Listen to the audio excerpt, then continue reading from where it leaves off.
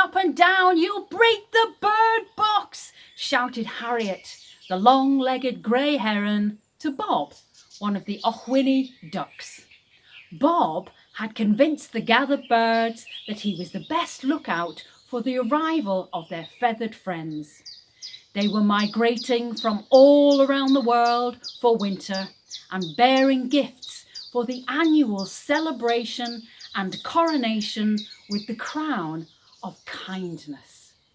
I can't help it. I'm excited. I can see them. It's the teal ducks from Russia. Look, you can see the bright green feathers on their wings like emeralds flashing. Amazing! Woohoo!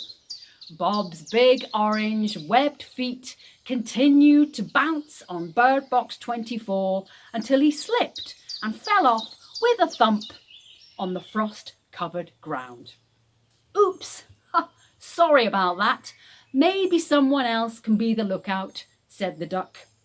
He gave himself a shake and waddled over to the teals to welcome them as they landed in a flurry.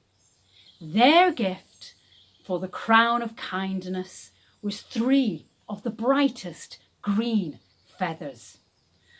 He's unbelievable, that duck, muttered Harriet as she flew up onto the bird box and fixed her yellow eyes on the horizon, awaiting the final flight to arrive. A few hours later, as dusk began to descend, a flock of whooper swans from Iceland approached their destination. Look, there's the Semple Loch, said Helga, the eldest and most experienced swan, who had navigated them all safely through the winter skies. Nearly there. Well done, my friends, especially you, Ethel, on your first long flight. That's an almighty 600 miles in just 12 hours. We just need to veer southwest down the loch to the shores of Aird Meadow and we will see bird box 24. I'm worn out, panted Ethel, who had been given the sacred honour of carrying the parcel that held their gifts for the crown of kindness. It was tied to her back with ribbons of grass and was feeling a bit cumbersome now. I can't wait to add our gifts to the crown. It's too exciting. Sorry, Ethel, said Helga. The robins always do that. The cheeky wee things are very nimble and experts at weaving everything together.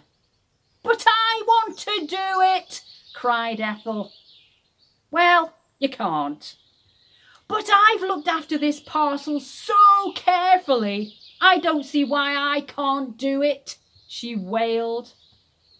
It's a revered tradition going back centuries, said Helga. The robins have woven the gifts into the crown for as long as I have been visiting Ochwinnay.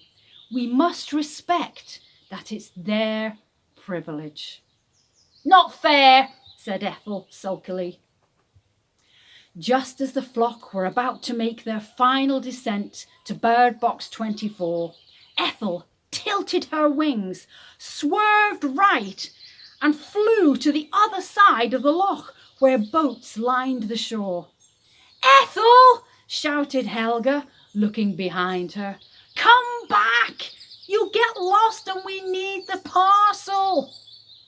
But Ethel didn't reply.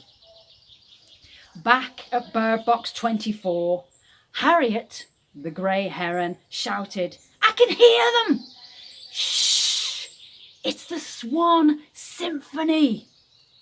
The assembled birds fell silent as they watched the swans gliding elegantly over the Semple Loch with their white feathers dazzling in the last rays of daylight. Their wings beat in unison, making a gentle, harmonic, humming sound. They arrived to a collective cheer. Welcome, said the grey heron. "We're so glad to see you all and can't wait to unpack the treasures you've brought from Iceland. I believe you have bog bilberry, Arctic thyme and angelica to add to the crown." "Ah, the thing is," said Helga sheepishly, "our youngest traveller, Ethel, was carrying our gifts and she flew off in a huff when she discovered she wasn't allowed to put them onto the crown herself. I explained it was the job of the robins. I'm worried she might get lost as she hasn't been here before." The birds gasped and ruffled their feathers. "Don't panic," said the grey heron. "Keep calm, everyone." She turned to Helga. "I'll send the dynamic duck rescue squad over. They'll find her in no time.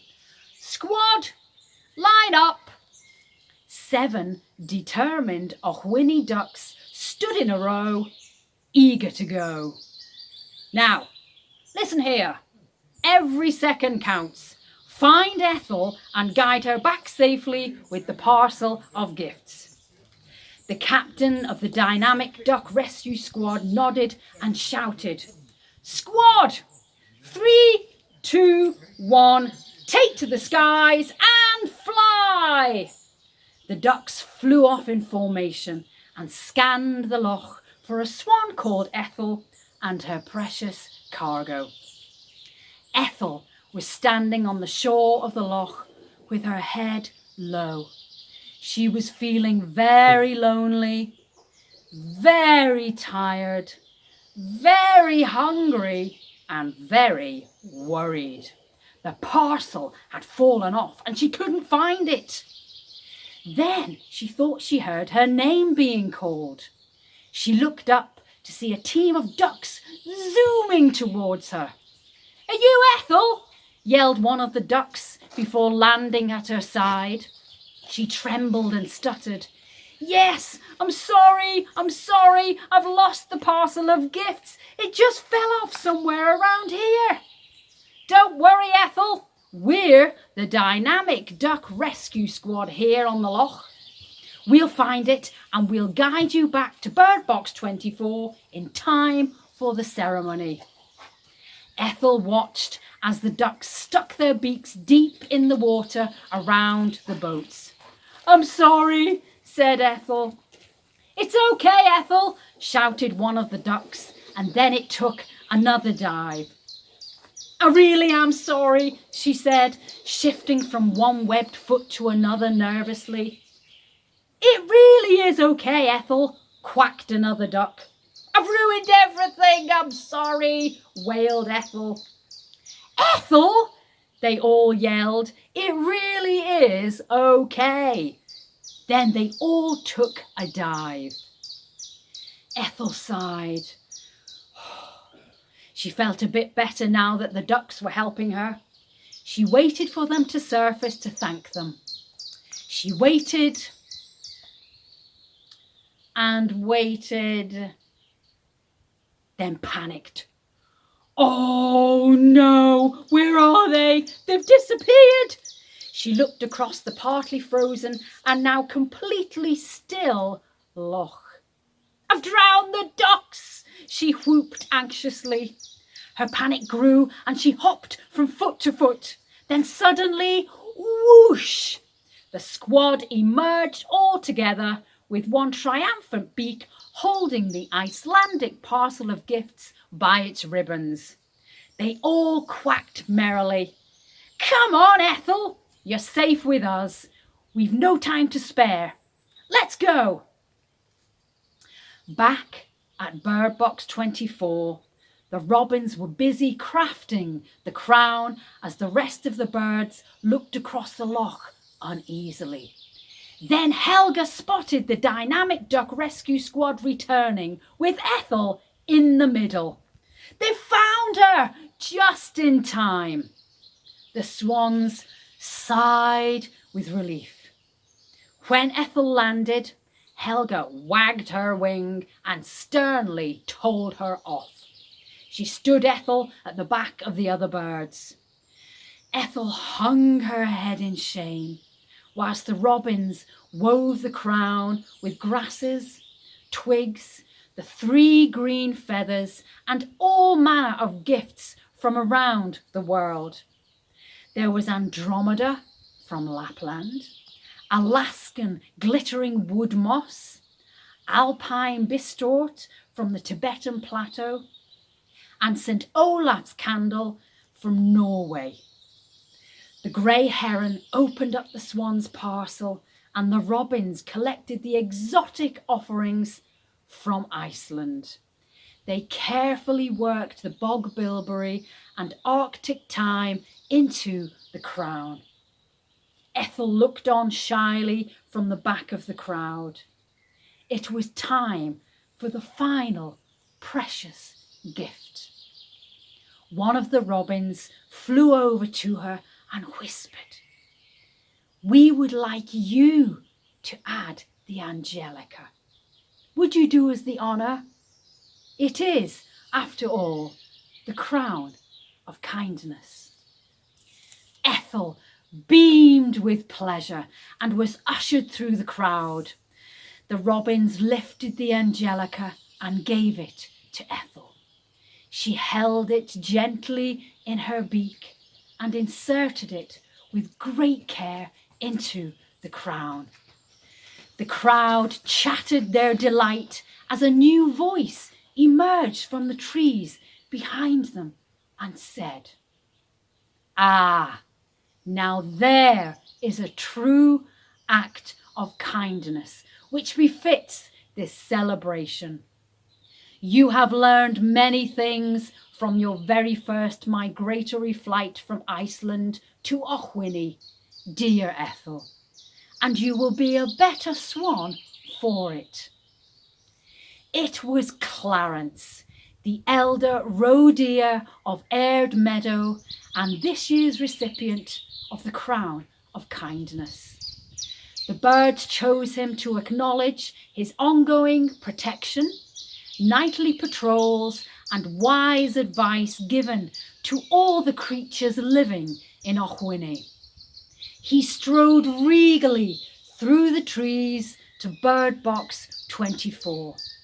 The crowd cheered as the robins bowed their red breasts and then lifted the crown solemnly onto Clarence's head. In front of the newly crowned deer, on the glistening loch, and in the twilight, the birds danced. The tall grey heron held her wings out and lifted her head as the greylag geese, widgeons, and fieldfares glided around. With sweeping twirls, they called out with a honk honk, brr, tweet tweet, and quack. Clarence inclined his head in gratitude. Thank you all. I am deeply honoured to receive this year's Crown of Kindness. It is wonderful to see you come together from all parts of this beautiful earth to Bird Box 24 in my beloved Ochwinnay. To see the friendship among you makes my heart swell. May we always treat each other with care, respect, and love. And may we always look out for one another. Now, let the celebrations begin. And now, if you follow me, we can go and see Bird Box 24.